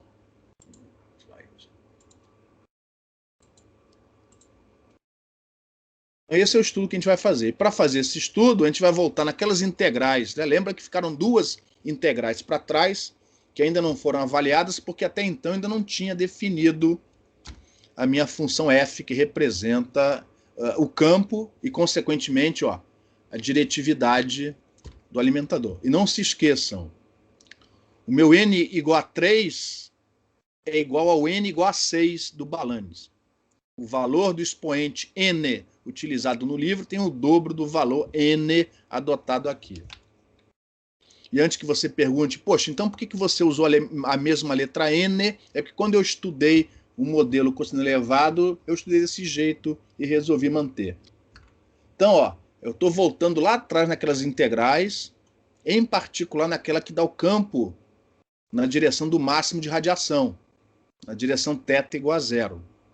Θ, ângulo do observador em relação à abertura, não é θF igual a 0 do alimentador. Aqui é o ângulo da abertura, lá para frente, ao longo do eixo Z. Então a gente já tinha mostrado a expressão do campo elétrico, já assumindo o alimentador que me dá polarização uniforme na abertura. Repare que a polarização uniforme, ó, é controlada por aquelas constantes A e B, mas tinha essa integral ainda para ser resolvida, que ficou indicada porque a gente não tinha ainda definido a função f. Então, para obter a diretividade da abertura, eu vou ter que fazer esse cálculo, que é dado por essa expressão. Tá? Esta integral que está aqui, ó, é esta daqui. No livro do Balanis vai aparecer 2n. Não, perdão. No livro do Balanis vai aparecer n dividido por 2. No livro do Balanis vai aparecer n dividido por 2. Lembra que o n do Balanis é o dobro do nosso. É essa integral. Essa integral você vai ter que avaliar numericamente, exceto se o meu n, o nosso n for inteiro. Por isso que nos gráficos vão aparecer curvas para n igual a 1, n igual a 2, n igual a 3, e eu vou parar, aliás, eu não, o Silver parou no o que corresponde ao n igual a 4. No Silver e no Balanos é n igual a 8, porque os valores típicos estão entre 1 e 4. Os outros valores não são matematicamente possíveis, mas não são práticos, são refletores com geometrias que não são práticas, tá? Então a gente vai só até o n igual a 4. Para estes valores, esta integral sai no braço, analiticamente. Agora, não significa que o n tenha que ser inteiro. O n pode ter qualquer valor real positivo.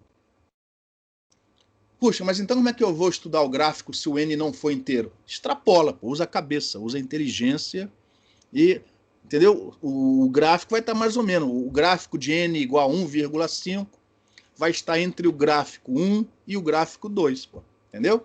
Então, os exemplos vão aparecer com n inteiro só porque são aqueles casos onde a integral sai analiticamente. Mas você pode resolver essa integral hoje com o MATLAB, então, ficou muito mais fácil, né? Você pode resolver para qualquer valor de n essa integral numericamente.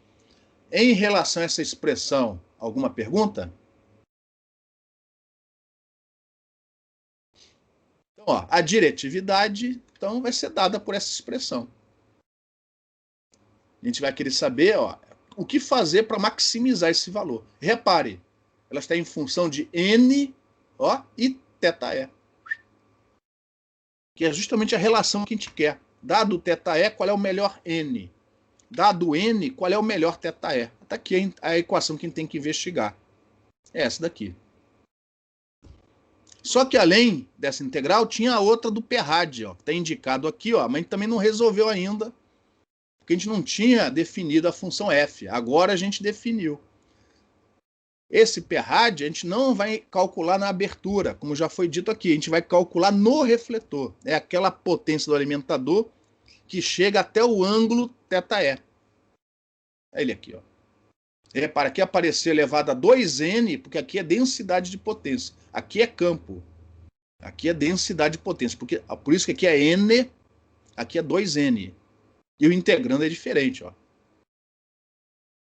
Esta integral vocês já resolveram, ou deveriam ter resolvido, na segunda lista de exercícios do modelo cosseno elevado. Essa integral sai no braço para qualquer valor de n, não precisa ser inteiro, e o resultado é esse aqui, ó.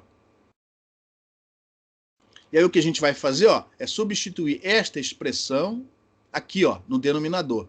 E esse a ao quadrado, b ao quadrado vai cortar um com o outro. E aí temos essa fórmula para a diretividade.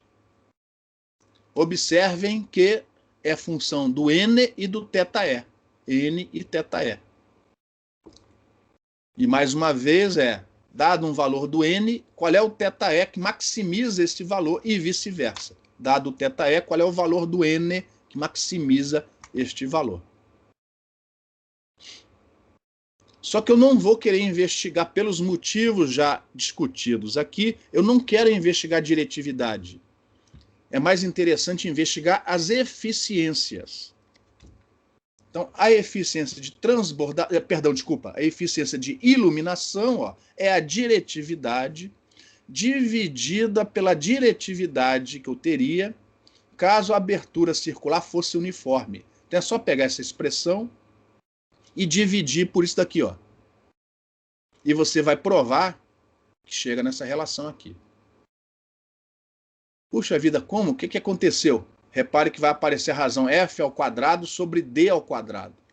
Vai aparecer aqui, ó, f ao quadrado dividido por d. D, no caso, é o diâmetro do refletor. E vocês lembram que existe uma relação entre df e a tangente do θe. Então, eu reescrevi desta maneira aqui, ó. Então, sumiu o f, sumiu o d, do diâmetro da abertura, e ficou esse cotangente no lugar. Ou seja, mais uma vez, ó, a fórmula da eficiência de iluminação depende apenas do ângulo de borda θe e do coeficiente n. É o que eu preciso. Além disso, tem a eficiência de transbordamento. É a nossa potência radiada, que é aquela fórmula que foi mostrada no final da última transparência, pela potência total do alimentador. Como o modelo do cosseno elevado de π sobre 2 a π é zero, então a integral não vai até π, ela vai só até π sobre 2 aqui, ó. Na segunda lista eu me lembro que teve gente que errou isso, ó. Consequentemente, aqui embaixo obteve um valor em dobro. Integrou a parte de taras quando não era para integrar. Esta integral de baixo também sai no braço. E no final, ó, a fórmula para eficiência de transbordamento é bem simplesinha. Eu vou querer investigar as duas em separado e vou querer investigar o produto. Então, o produto desta expressão por esta expressão é simplesmente isso daqui. Então, repare, todas as eficiências que eu quero investigar estão em função do N e do θE. E aí você vai para o MATLAB e brinca com ele e faz os gráficos que eu vou mostrar nas próximas transparências. Antes de prosseguir, alguma pergunta?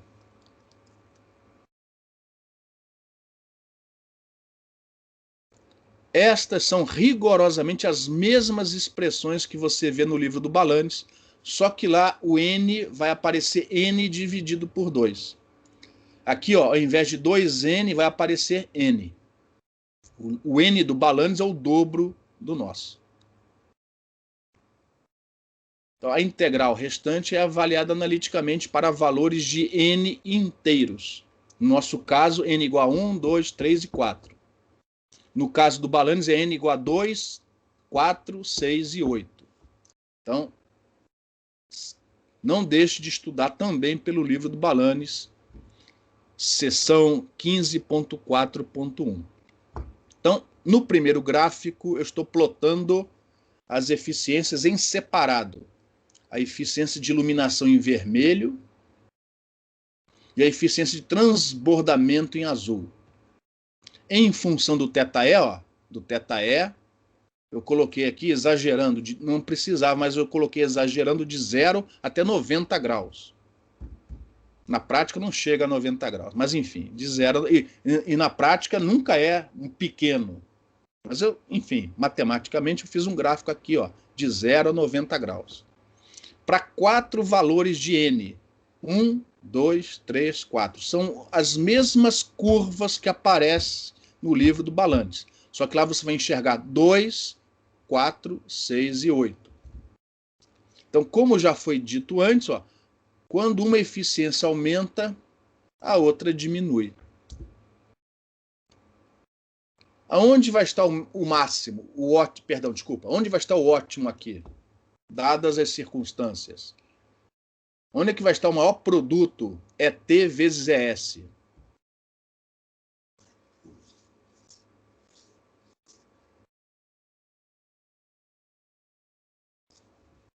Alguém quer chutar? 45? Oi? Entre 40 e 50. Não ouvi. Fala mais alto, por favor. Entre 40 e 50 graus. Não.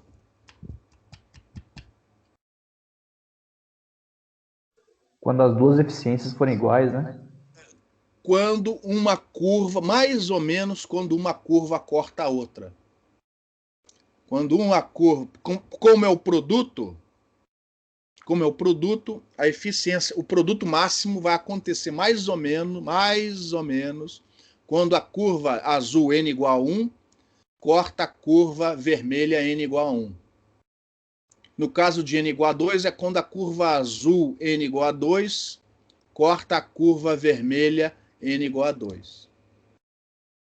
Isso fica claro na próxima transparência, que é o gráfico da eficiência total.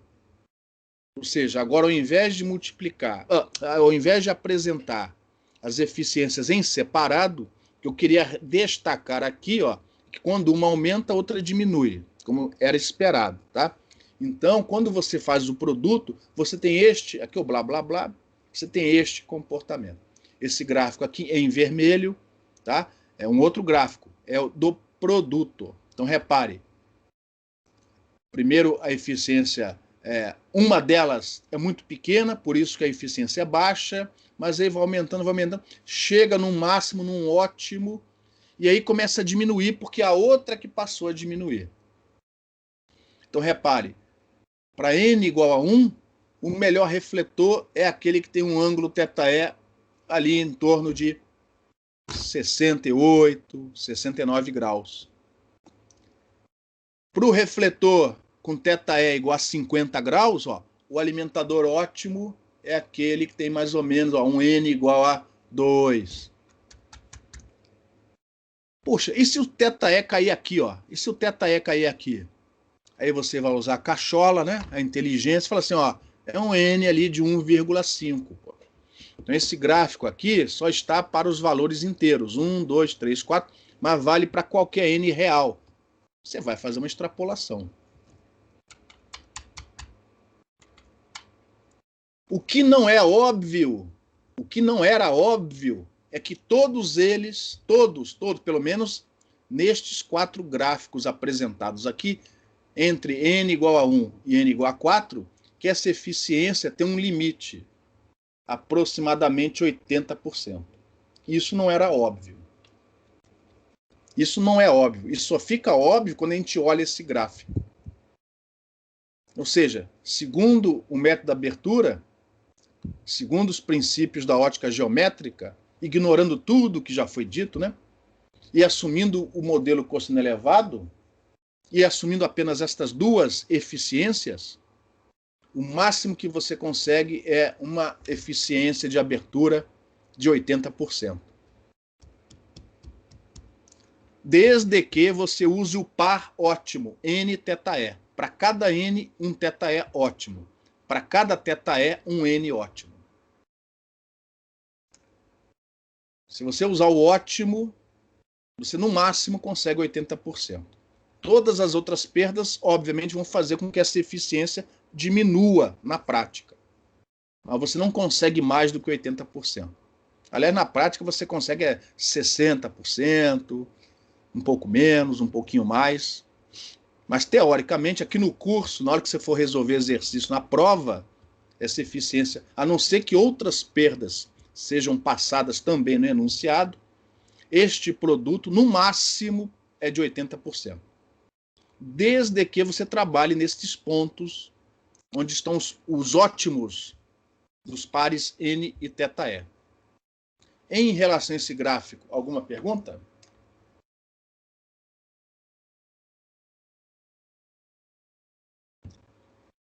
Mas eu não sei por que cargas d'água, o Silver foi mais adiante no estudo dele. Ele não se contentou com esse gráfico. Esse gráfico, para nós, é suficiente. Mas ele não se contentou com isso. Ele foi adiante no estudo dele, na investigação dele. Ó. A gente vai arredondar para 80%, tá, pessoal?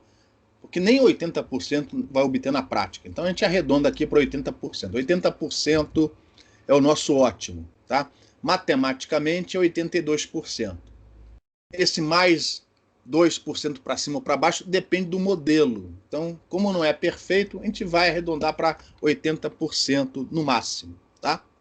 Quando você for resolver um problema. Só que o Silver foi adiante. E eu não entendo como, talvez tentativa e erro, ele percebeu que no estudo precisava considerar também a atenuação na borda do refletor, que aqui nas transparências eu vou chamar de AB. Atenuação na borda, AB. Cuidado que esse AB não são aquelas constantes A e B não, tá? Esse AB é atenuação na borda. O que é atenuação na borda? É a razão entre as densidades de potência que chega na borda pela densidade de potência que chega no centro do refletor. Em dB, né? Por exemplo. Isso vai levar em consideração não só a distância RF, que a gente chama aqui de atenuação espacial, porque a onda é esférica, a frente de onda é esférica. Quanto maior a distância, mais fraquinho chega o campo. Então, leva em consideração não só a distância RF, mas também o diagrama do alimentador. Então, nessa definição da atenuação na borda, entra tanto o refletor, através do RF, como também o alimentador através do seu diagrama de radiação. Tá? Ou seja, é a razão do campo que chega aqui pelo campo que chega aqui ao quadrado, potência. E aí a gente pega não só a fórmula, né, do refletor, que te dá o RF em função do θF, e consequentemente na borda em função do θE, mas entra também um modelo cosseno elevado. Então está aqui a definição de atenuação na borda, é a razão entre os campos ao quadrado. Este termo está levando em consideração só o RF, a diferença de percurso entre o percurso azul e o percurso verde. E isto daqui leva em consideração o diagrama do alimentador, que no caso do cosseno elevado é dado por essa expressão. Repare que nesta definição de atenuação na borda entra tanto o θE como o N. Aí o que o Silver fez, ele pegou os pontos de máximo, vou voltar atrás na transparência, tá, pessoal? Ele pegou este par NθE, este par NθE, este par NθE e este par NθE. Ou seja, os pares NθE nos picos. Ou seja, para aquela eficiência máxima de 80%, mais ou menos. E ele fez uma tabela. Para cada par NθE, ele calculou o valor da atenuação da borda em dB, ou seja, 10 log disso aqui. 10 log disso aqui, que é a tabela eu vou mostrar aqui, ó, na próxima página. Então está aqui, ó, NθE correspondendo a este ponto, N igual a 1, o NθE correspondendo a este ponto e a este ponto. E aí, junto com a atenuação na borda, eu também coloquei ali, ó, a eficiência total, que é mais ou menos ali em torno dos 80%, e também coloquei a razão F sobre D. Lembra que θE é associada à razão F sobre D. Então, às vezes, você quer trabalhar com θE, às vezes, para o pessoal de antenas refletoras, o pessoal prefere trabalhar mais com a razão F sobre D. É a mesma coisa. E aí, ó, uma coisa que não é esperada, também não é esperado. Qual é a atenuação de borda ótima? Ou seja, aquela que, teoricamente, te dá a maior eficiência de abertura, levando em consideração iluminação e transbordamento.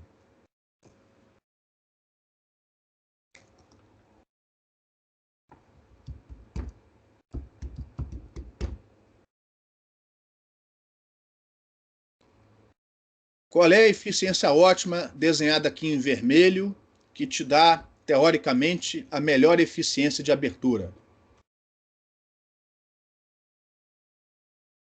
Ai, meu Deus do céu, nem brincando vocês acertam, pô.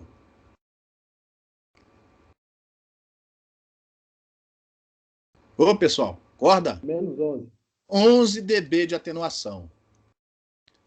Quando você fizer a lista de exercícios com aquele outro modelo cosseno elevado, mesmo resultado, mais ou menos, né? Mais ou menos. 11 dB de atenuação. Essa é a regra do Silver. A regra do Silver é a seguinte: quando você for projetar uma antena refletora, pelo menos o parabólico simétrico, você acerta o alimentador e o refletor, né? Alimentador alinhado ali no foco do parabóide, etc, etc, etc, de tal maneira que ele te dê uma atenuação de borda de 11 dB. Essa atenuação não leva em conta só o diagrama do alimentador, leva também a distância RF. Então, você, na verdade, nem precisa daquele gráfico, deste gráfico aqui, embora o gráfico ajude um bocado. É só guardar este número mágico na cabeça e a fórmula da atenuação de borda correspondente, que no caso do cosseno elevado é aquela mostrada na transparência anterior. Então, para terminar a aula, vou resolver um exemplo, né, um exercício bem simplesinho, tá? Porém, importante. Eu vou passar aqui alguns minutinhos da aula. Eu não posso terminar a aula sem resolver esse exercício enquanto as coisas estão frescas na nossa cabeça. Antes de resolver o problema, alguma pergunta? Então, ó, um exemplo de projeto. É lógico que isso é aproximado, mas se o refletor for grande comparado com o comprimento de onda, este roteiro de projeto vai te deixar perto do ótimo. Aí você, por exemplo, faz um programa ou compra um programa para analisar esse refletor, usando ótica física, por exemplo, e aí você faz os ajustes finais, otimizando, ou, se você entende da antena, mexendo um pouquinho para ali e para aqui, até chegar no que você deseja, tá? Mas aqui é um exemplo teórico. Determine o diâmetro do seu refletor parabólico para você ter um ganho de 50 dBi, levando em consideração que só teremos essas duas eficiências, a de iluminação e a de transbordamento. Como é que você resolve esse problema?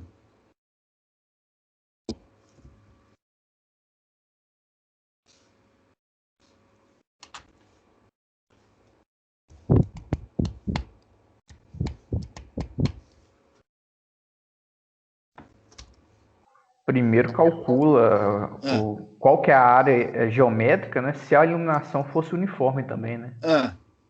Aí... Ela vai ser? Não, não vai ser. Então, como é que eu resolvo o problema? Ué, então, aí você vai ter a área se ela fosse se a iluminação fosse uniforme. Aí, com isso, com essa área, né? Você vai... Peraí, o θe vai ser dado? Por enquanto, não. Daqui a pouco, sim. Por enquanto, não. Nesse primeiro item, como é que eu acho o diâmetro do refletor? Para um ganho de 50 dB. Só levando em consideração eficiência de iluminação e eficiência de transbordamento. Óbvio que existem outras perdas. Então, na prática, o diâmetro tem que ser maior do que o que a gente vai calcular. Mas aqui é um exemplo teórico. Assumindo que só essas perdas existam e que todo o resto é perfeito, qual é o diâmetro que você tem que ter para alcançar um ganho de 50 dBi? O enunciado ficou claro? O enunciado está muito simples, mas vocês entenderam?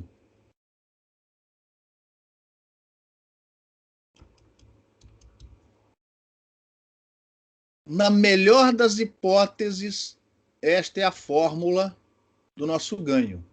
É a diretividade, como já foi dito aqui, a diretividade para o caso da abertura circular ser uniforme, só que eu vou ter perdas por causa do transbordamento e perdas por causa da iluminação. E existem outras perdas que, na prática, têm que ser levadas em consideração, mas no estudo presente a gente vai ignorá-las. A gente vai assumir que todo o resto é perfeito.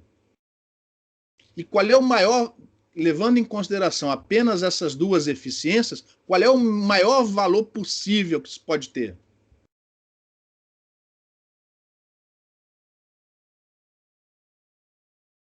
%80. Então, esta é a fórmula que você vai usar para determinar o diâmetro mínimo que esse refletor pode ter. Porque, na verdade, o diâmetro vai ter que ser maior do que isso, porque as outras perdas vão impedir, né, que você chegue naquele valor. E aí você tem que compensar isso aumentando o tamanho da área da abertura. Bom, 50 dB na escala linear é 10 elevado a 5. Essas contas são fáceis. Você chega no diâmetro de 113 comprimentos de onda. Só levando em conta eficiência de iluminação e transbordamento. As outras perdas vão fazer com que você ainda tenha que aumentar ainda mais esse diâmetro para chegar nos 50 dBi. Só que essas outras perdas não estão sendo levadas em consideração neste exercício. Em relação ao item 1, alguma pergunta? Alguém pode perguntar, puxa, mas você está usando 0,8. Dos gráficos anteriores, a gente viu que é possível ter menos do que 0,8. 0,8 é o valor máximo. Aí eu vou te responder, se você usar outros pontos além do máximo, você vai levar 0 na prova. Ninguém projeta antena fora daqueles pontos de ótimo, é óbvio, né? A não ser que você já tenha o refletor e o alimentador, né? E aí você não tem jeito, você vai ter que juntar um com o outro. Mas se você está projetando, é óbvio que você vai projetar visando o produto igual a 0,8. Você só não vai usar esse valor 0,8 se o refletor já estiver definido e o alimentador também. Aí não tem jeito. Aí, pô. Aí você não está projetando. Aí você está montando. Alguma pergunta? Bom, então, prosseguindo. O refletor é dado. Então, eu fui... Não, perdão, desculpa. O alimentador é dado. Eu fui lá na garagem e descobri um alimentador lá na prateleira. Tirei a poeira, medi, ou peguei a bula dele e determinei. Ó, o diagrama tem essa forma. Ah, isso aqui é um cosseno elevado com certo N. E eu estou usando um N aqui arbitrário, um N de exercício. Não quer dizer que seja o ótimo, tá? Aliás, longe disso. E para facilitar aqui o entendimento, estou colocando um N real, para deixar claro que o N não precisa ser inteiro. 3,5. 3,5. Ache a razão F sobre D, ou seja, ache o θE. Lógico, visando o máximo, 0,8% de eficiência. Você pode resolver esse exercício olhando o gráfico. Vou voltar lá atrás. Ó. Olhando o gráfico, ó, essa é a curva do 3, essa é a do 4. Então, ó, o 3,5 deve ser mais ou menos por aqui. Ó. Você não... Então, assim, a gente espera um θE em torno de 45 graus, se eu não errei muito aqui a mão, né? Eu tremo um pouquinho, então é 42, 43 graus. Beleza? Só que eu não vou resolver o exercício usando o gráfico. Eu vou resolver usando aquela fórmula, a teoria, né, do Silver, que o refletor ótimo te dá uma atenuação de 11 dB na borda. Então, o que eu fiz aqui? O N é dado. Então, eu coloquei aqui, ó, 2N, eu troquei por 7. E isso te dá uma equação transcendental. E aí, com um pouquinho de tentativa e erro, e com a ajuda do gráfico, ó, 43 graus. Essa equação é transcendental. Você vai ter que fazer uma tentativa e erro. Obviamente, você vai pegar o gráfico para te ajudar a resolver esse problema mais rápido. Uma vez obtido o θE, a razão F sobre D sai dessa relação. Aqui deu 0,63. 0,63 é muito grande. Geralmente as razões F sobre D de refletores parabólicos simétricos é em torno de 0,3, 0,35. Tá? Charles, calma. Vou desligar o Charles. Pronto. Em relação a esse item, alguma pergunta?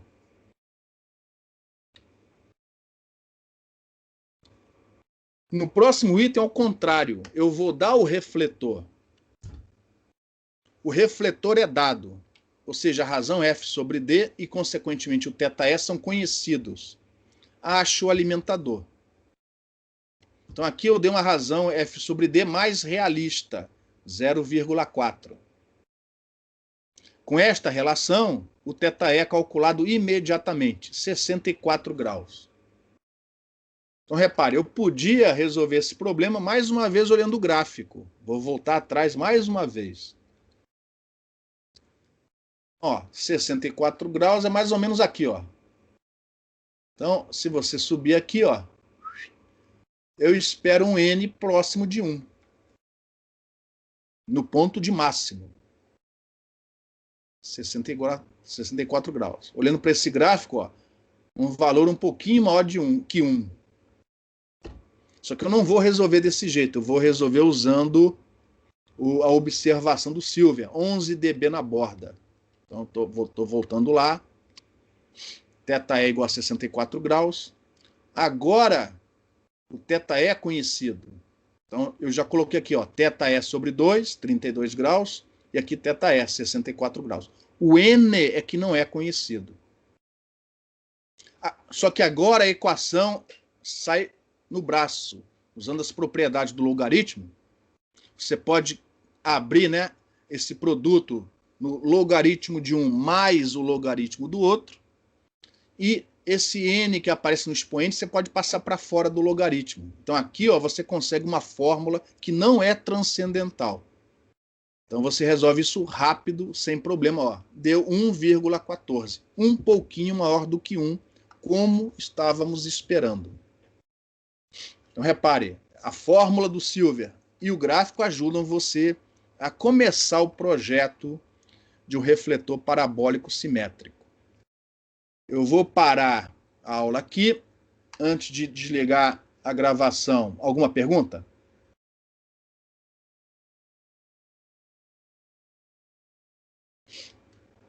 Faltou só mesmo um restinho. Essencialmente é comparar diagramas de radiação obtidos com o método de abertura, a ótica física, que é o que vocês têm que implementar, e uma outra técnica mais precisa ainda, que é o método dos momentos, né? Eu tenho um programa que usa método dos momentos para resolver esse problema. E eu vou mostrar os resultados, comparar uns com os outros na próxima aula. E para vocês verem que se o refletor for grande comparado com o comprimento de onda, esse método de abertura é excelente. Esse não é bom, não. É excelente. Consequentemente, todas essas fórmulas mostradas aqui são utilizadas na prática para projetar essas antenas refletoras. Não havendo mais perguntas, eu vou parar a gravação. Daqui a pouco eu ponho